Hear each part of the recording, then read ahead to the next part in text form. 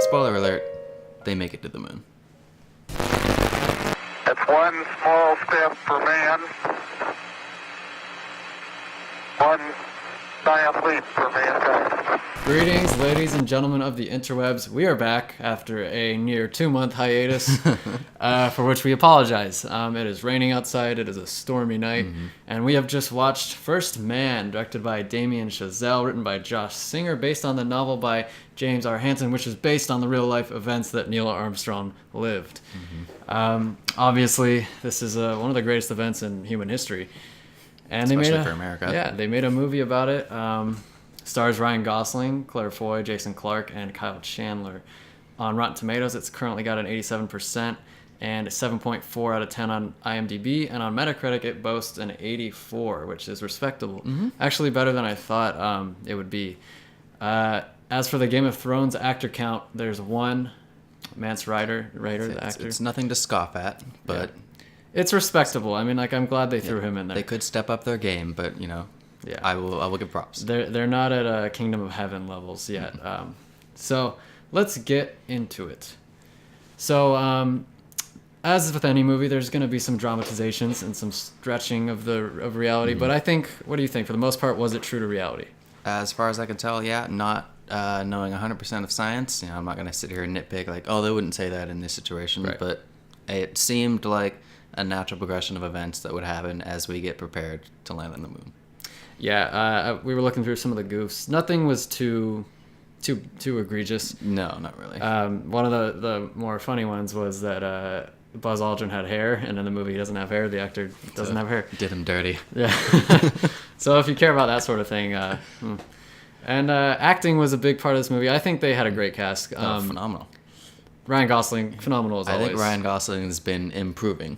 Yeah. Which is saying a lot over his long acting career. He's getting better. I've seen a few movies of his recently. Obviously, La La Land we watched a while ago. Loved it. I saw the Blade Runner sequel, and he was great in that. And he was phenomenal in this as well.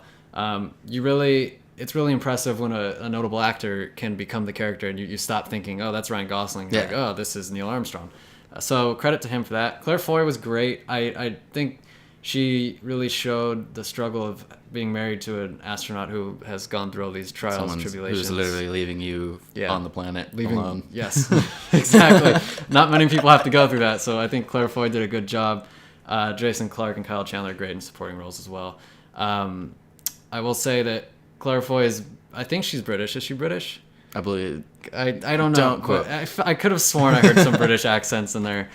In some of her lines, but other than that, she did great. And let's move on to cinematography.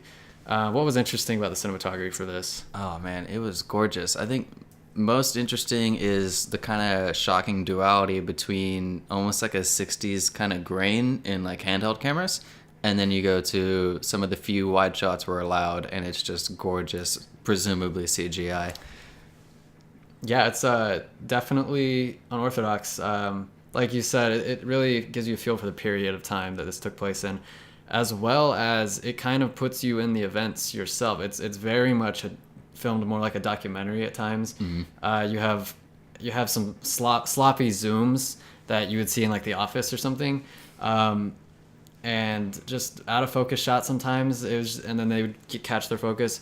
It wasn't a clean movie, but in that way it was beautiful. Yeah. I think it really felt like you were in the capsule with the astronauts. Really staying away from those wide shots, like you said. We cheered every time we saw a wide shot, I think. But most of the shots are inside the capsule when they're going to space, and you just feel like you're Neil Armstrong. For the most part, you're with Neil, and then it's really the really impactful moments that you kind of get to expand your scope of view outside of one character. And the sad fact is that's as close as most of us are going to get to living those kind of events. So I guess it's appreciated that they did that.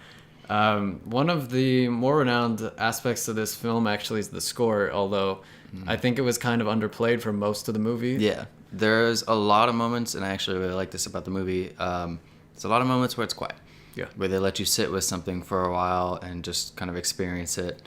But when it needed to, it punched it up, and it was beautiful. Especially when they get to the moon. I mean, I'm not too concerned about spoilers with this movie because everybody knows what happens. If you don't know, how are you watching this movie already? It's more of a details thing, so we won't give away too many details. But when they get to the moon and they open the door and it just silence floods in, and then that's not related to score, but the sound aspect, it was incredible. I kind of harken back to The Last Jedi when the ship crushes into the destroyer.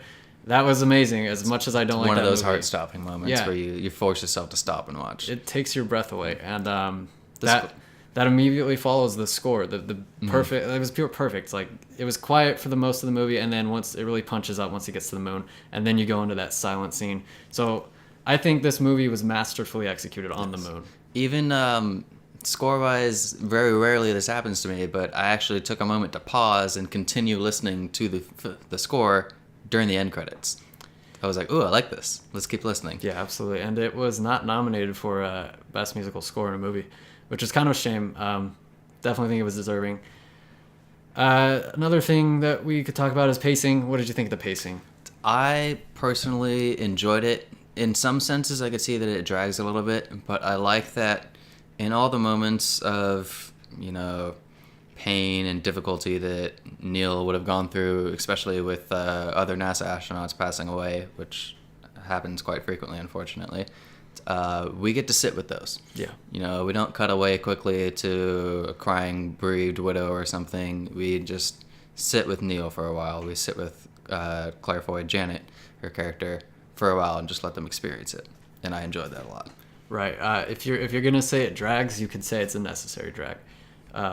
This movie understands what it's doing, and even though there are times where I'm not having the most fun, it's necessary for the characters. We see what they're going through. We're going through it with them.